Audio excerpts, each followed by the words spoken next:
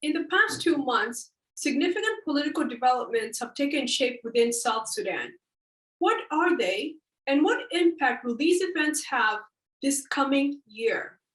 Join us as we discuss this and more only on Beyond the Headlines.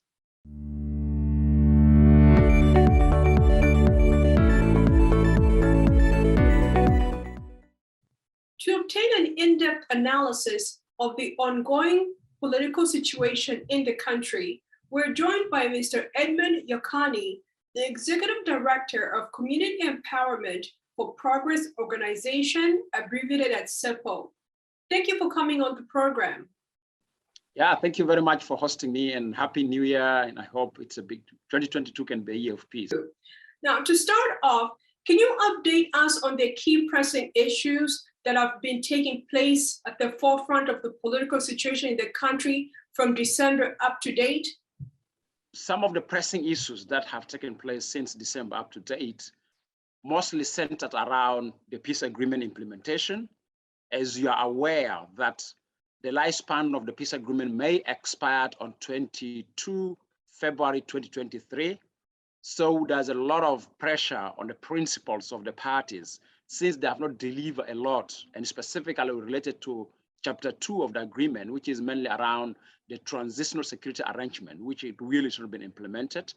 That's one of the pressing issues that is really pressing on the politicians in the country. And in line with that, of course, as I said, the question of the security arrangement, and besides that, the question of financial capacity of the government in delivering services. So we have been operating for the last 2 years or 3 years with supplementary budgets. Now, the parliament is debating the national budget, but the question is the size of the parliament is too big, the size of the government is too big, to the level that actually it's pressing on the government how to generate revenue to meet the priorities that they enshrine in the budget. That's another pressing issue that's pressing them. And besides that, also the intercommunal violence that is going on specifically in the region of Jongole or around Jongole and Pibor. These are really pressing on the state, on the national and the state's government.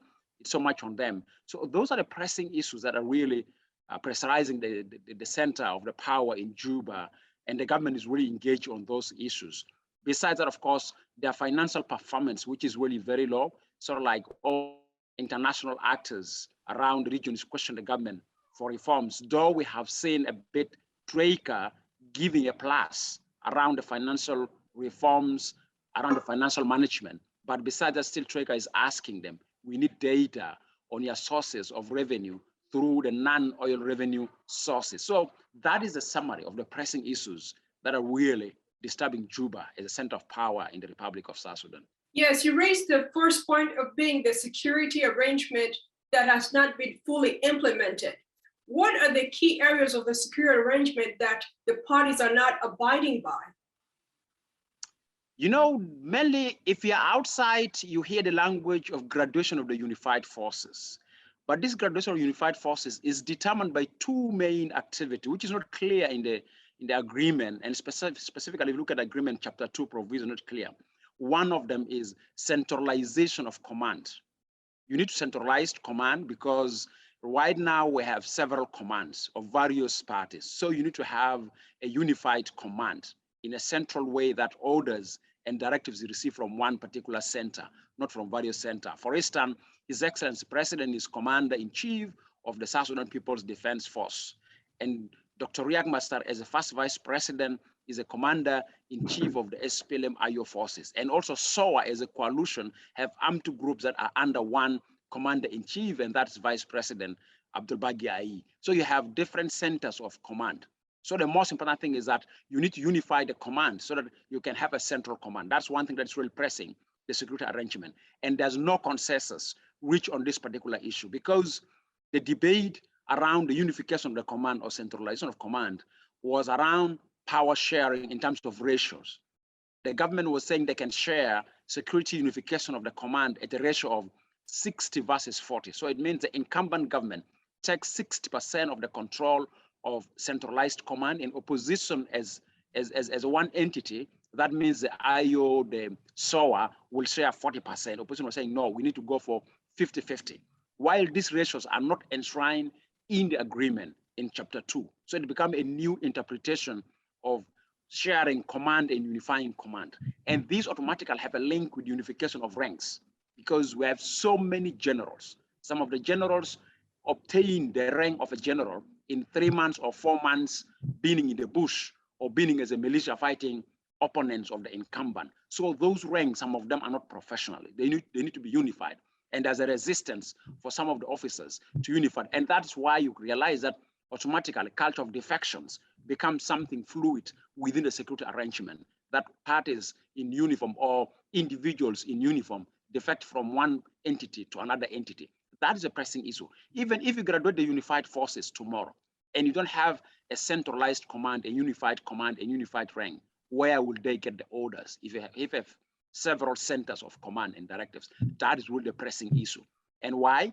Because the principles that had these particular parties that signed the agreement from a security angle, they have huge high deficit of trust and confidence of working together as a parties to unify the system of the country in terms of security and defense, because they don't trust each other. Mm-hmm. Now let's move on to the issue that's been taking place, the conflict in Jonglei. There have been loss of lives of innocent women and children and just regular civilians. What caused the conflict and what is the government doing directly to resolve it? First, the conflict in Jonglei, which is mainly between one particular tribe in Greater Pibor administrative area known as Murle versus the others. For example, either versus the Lone Nuer from the side of Akobo, southward of Pibor, or you go the western side, southwest, the Dinka Bor. So the Murle, normally the traditional classes that they have is over raiding. They raid themselves. They raid cattle among themselves. And now, because of the model weapons, the raiding have reached to the level that in the excess of raiding, because they're using model ammunitions, lives are lost. So based on the loss of lives, there's a revenge attacks that comes. So what caused the recent crisis around Jonglei and Pibor is a revenge attacks, because the incident has happened before. Remember, before the incident which happened in Anyidi, Payam in Jonglei, there were killing of Murle traders in Bor town. And that killing of Murle traders was a revenge when there's 2 people from Bor were killed on border before, like 2 weeks or 3 weeks before the incident in Bor. Now, this comes as a retaliation of the incident that happened against the Murle in Bor town. That's why they attacked. So the communities are armed to the teeth. And one surprising thing in terms of the government that it's really disturbing me seriously is that Vice President Dr. Wani Iga, in one of the events of wildlife conservation, one time he warned the government that citizens are armed to the level that if government want to disarm citizens, citizens will disarm the government.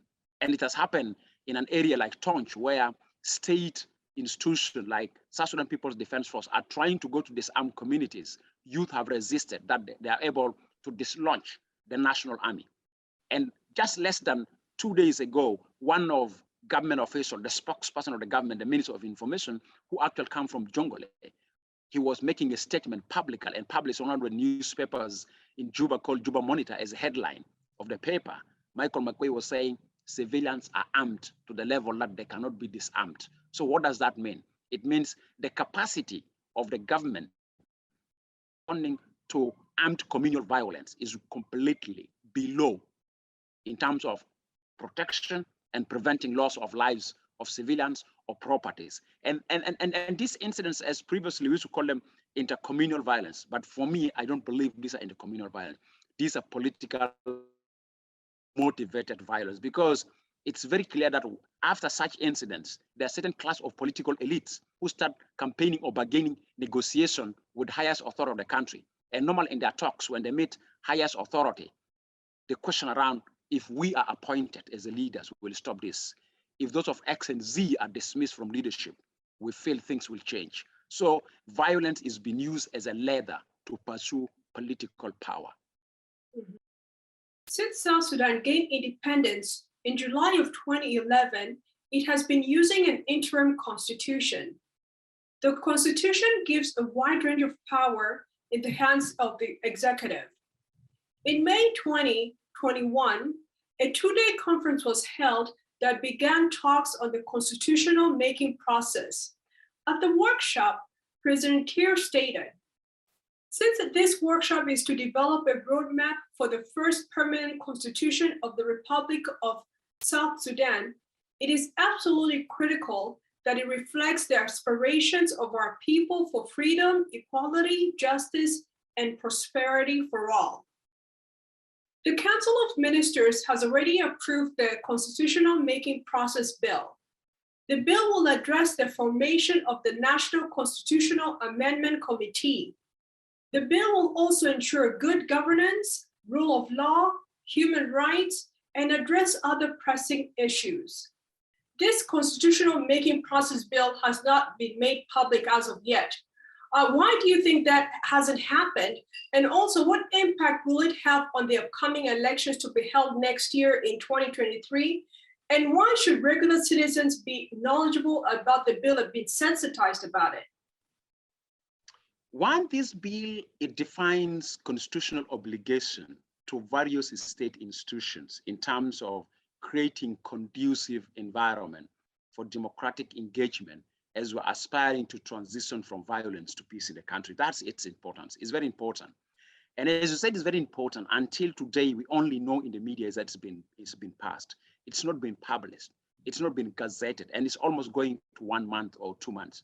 And per the laws of South Sudan, if any bill is passed by the Council of Ministers and passed by the Parliament, and this particular bill is not asserted into a law or signed by the President into a law, within a period of a time of 1 month, it becomes a law. So now, up to now, we are not aware of its content. What does it contain in terms of its provision? What are the language that are enshrined in some of the provisions of that bill? And that bill is very important. As I'm speaking, if you remember the beginning when I said one of the pressing issue is that the lifespan of the revitalized agreement is approaching to an end on 22nd February 2023. Now, if you talk of elections, if you talk of constitutional making process, because the two political events that need to happen without any interference with regard to freedoms and rights that are political and civil, a constitutional making process, so that citizens will decide on the system of governance they want after exiting from the implementation of the revitalized agreement. And the exit from implementing the revitalized agreement to another government is through elections. Now, if you talk about having two political events simultaneously, constitutional making process and elections, then you need to start the process early. Everybody's aware of electoral cycle, and everybody's aware about if you want to have a citizen-centered constitutional making process, everybody's aware of that timeline. At least you need more than 1 year. But up to now, as we're speaking, there's nothing that demonstrates that the government or the parties to the government are creating conducive environment for such political events to take place simultaneously. And you can hear principles of the parties are now speaking the language of elections. How can we hold elections if we are not aware of all the laws and the legislation and the legal frameworks for those processes, like constitution making process, like the national election law, or even the responsibility and the limitation of the National Election Commission, the Constitution Making Commission. So all these entities and the legal frameworks that makes them to function to create an environment for us to engage in civic activities that help in transitioning our country from violence to peace need to be made public. But as we're speaking with you, they're not being made public. And we hope that there's an upcoming political retreat, or what we call leadership retreat, under the host of the Ugandan President Yoweri Museveni within this month. As I'm speaking with you now, today in Juba, I confirm from all offices of His Excellency the President, they confirm that they have received invitation from President Museveni, and that is the Minister and also President, Honorable Benjamin Marial, and the spokesperson of First Vice President, His Excellency Riek Machar, have also confirmed that they have received invitation. So the question is, if they're going to Kampala, a retreat, what is the focus of the retreat? Obviously, the focus of the retreat is around elections. And when was this? This is in February. And soon we're going to face a rainy season. And also remember, in terms of climate change in the country, there's a huge climate change in the country. As we're speaking now, 7 states of the country is affected with flood. And right now, flood have again started in some parts of lakes because we are approaching rainy season. So it means after 2 months, we're going to have heavy rainy season. Will that environment be conducive to conduct elections and constitution that is citizen-centered? So these require political will from the government and require proper investment to create infrastructure and space for citizens to be oriented, educated, and take civic responsibility to use the power of their vote on how to exit from the lifespan of the revitalized agreement to a government that is an elected government, that they can hold it accountable rather than be a government of being appointed by decrees. As you have underlined, the constitutional making process bill is very important. Now, since the Council of Ministers went ahead and approved it, what pressure is being exerted towards them to make it public, or who is in line to receive the constitutional making process bill that we need to really urge to make it public? We try to urge, we try to raise up quite a number of us as activists in Juba. We try to ask the government to publish. And we try to really knock at the doors and the windows in the Ministry of Justice, because that's a ministry that would have shown us where this bill in particular it is. You really can't get any information. It's only we end up with the public information in the media outlets that this bill is being passed. So for me, the whole debate goes around the parliament. So we're planning, as I'm sharing with you, we're planning next week to really storm the parliament, and specifically the legislation and justice committees to tell us exactly where this bill. So we're putting petition for them to tell us exactly where are these bills. And also we're interested to see why the parties are talking about elections and are silent about creating the framework, the legal framework for really securing credible and free and fair elections. Where is the electoral law? What is happening with National Election Commission? Where is material civic education? When are we going to start that if they're talking about election? Unless we need to have a policing election. And obviously, the only exit way, there are two scenarios for the government of the revitalized national unit to exist. One, they either go for elections, and the questions that raise around creating conditions in valid elections, they have to answer them. Why now? And secondly, the only thing, if they go to Kampala for the retreat, they have to extend the lifespan of the agreement, or they have to extend the duration of the agreement. Last month, in mid-January, the breakaway SPLMIO faction under General Samuel Gadwech held an agreement with the government. What does this mean for the peace deal? And is the agreement between the two parties centered primarily along the lines of power sharing and resource allocation? And as one of the prominent civil society leaders within the country, there appears to be like a constant defection and formation of movements that end up signing agreements with the government. What does it tell you about where the country is heading now? Yeah, so thank you for your question. Well, one thing I'd like to say that what happened between the government and the SPLMIO defectors, which at the end of the day, they term themselves as Kitgum Declaration, or SPLMIO and the Kitgum Declaration, headed by the former Chief of Staff of His Excellency First Vice President Simon Garwich and one of his commanders, Johnson Oloñ. They have signed an agreement in Khartoum. That agreement will, I don't term it as agreement, it's just a deal for formalization of defection. So it's a defection of the Kitgum group, they defect to join South Sudan People's Defense Force, because the tension, if I want to call it as an agreement is for resolving a tension.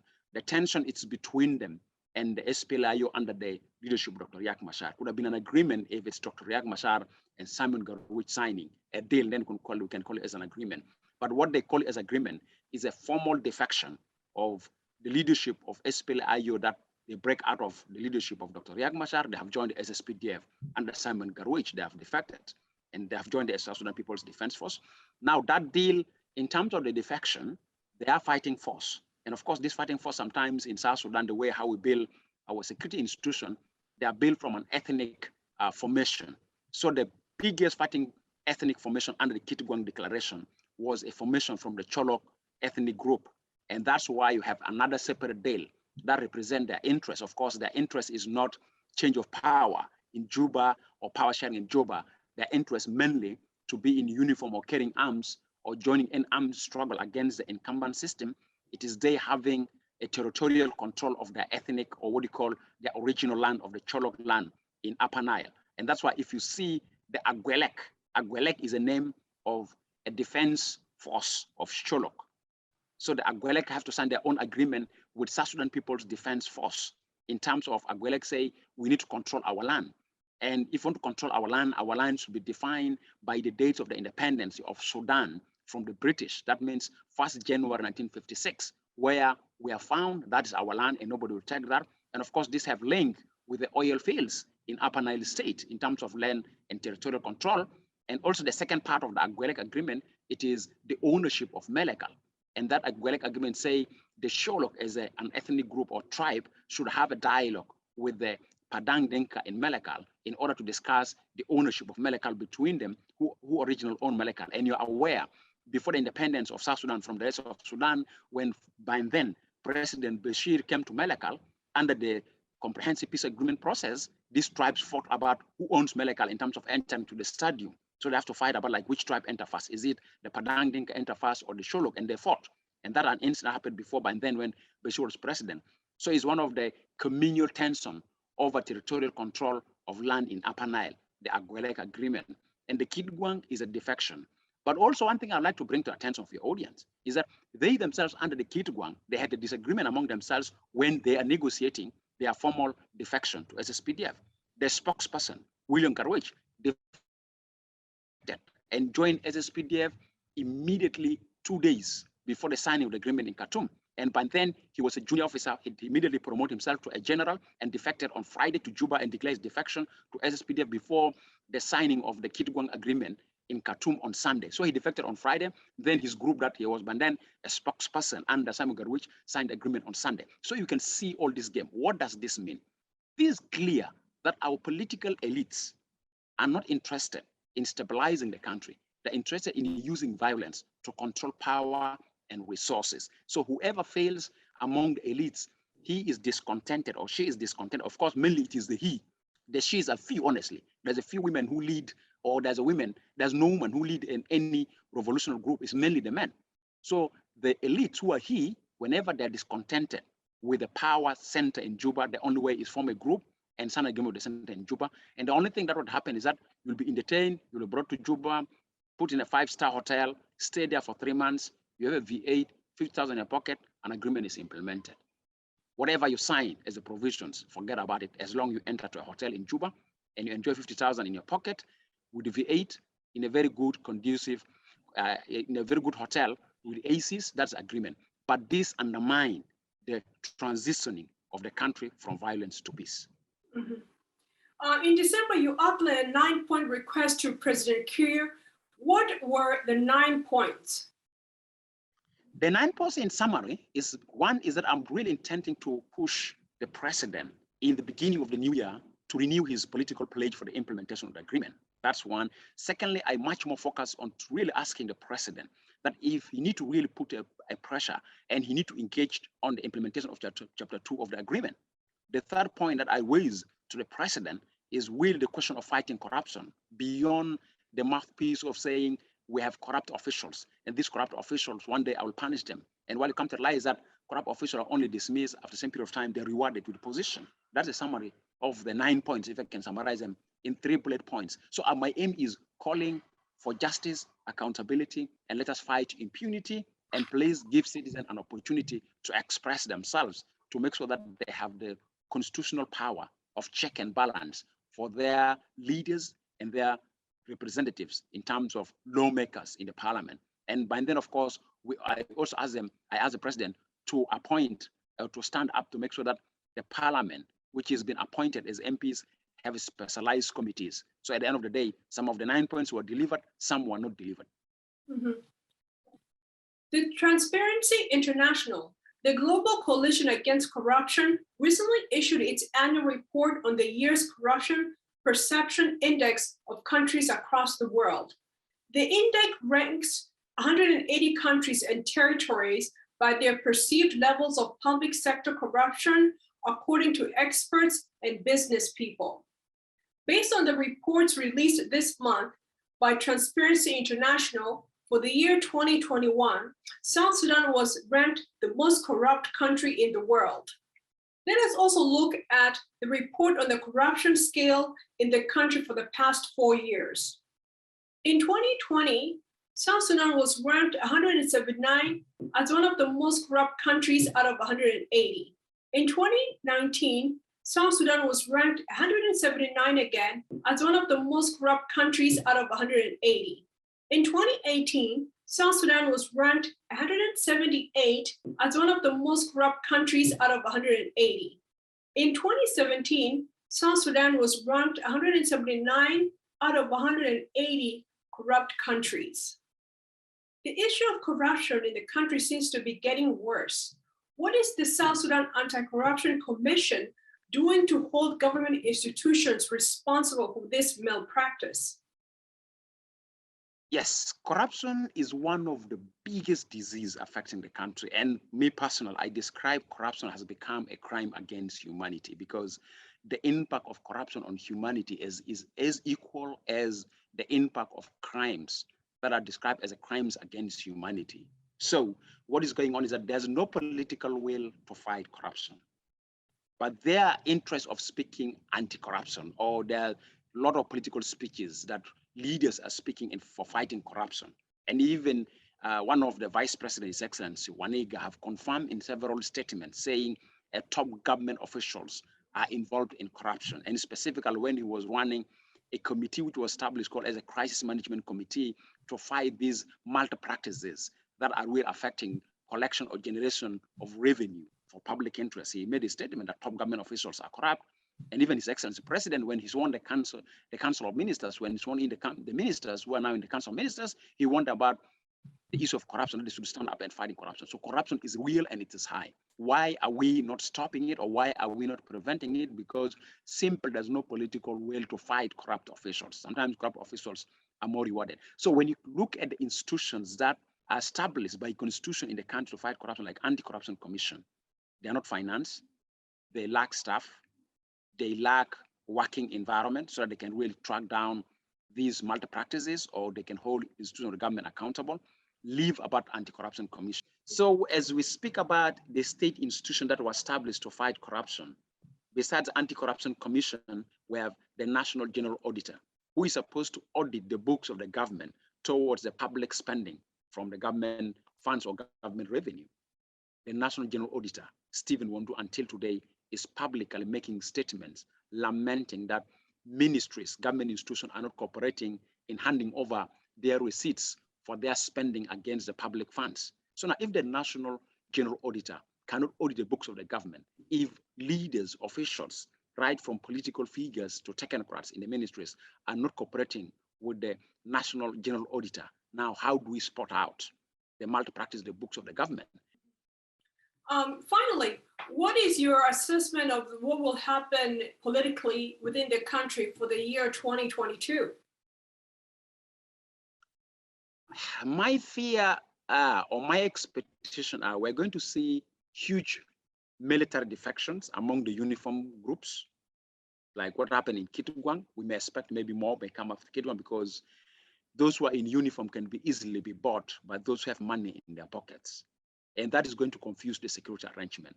So we may go to the end of 2022 and the beginning of 2023 without proper security arrangement, transitional security arrangement. That's my fear. Secondly, because the lifespan of the agreement may expire on 2022, February 2023, we may have political tensions among politicians may increase because competition over elections. But also, the government is not prepared and the government is not ready to spend enough money on climate change and climate security. Climate security is going to be a real issue where a lot of communities are going to be displaced from the communities with their cattle, and they will migrate to the land of either farmers or land which is very limited. They start competing over the land, either for cattle grazing and farming and even settlement of the highlands. And we see incidents that are happening at national level where communities are fighting over land because of the climate change. And as I said, in Jongole, Unity, Upper Nile, floods are really affecting people. You go to far east of the country, like Eastern Equatoria, the situation there, the community are feeling dry season. So drought is very high there. There's no farming. So people are going to compete on the little resources and the land they can use to earn their living. So we're going to see maybe possibly increase in communal violence because of the climate change factor. So speaking about climate security and climate and peace is very important in the upcoming season. But all this require a change of political attitudes among our leaders and the political establishments at their various capacities in the country in order for them to take primary responsibility for transitioning the country from violence to peace. Thank you very much, Mr. Edmund Yakani, the Executive Director of Community Empowerment for Progress Organization. Thank you for coming on Beyond the Headlines. Thank you too. Thank you. Don't forget to subscribe to our YouTube page at Sunrise Media.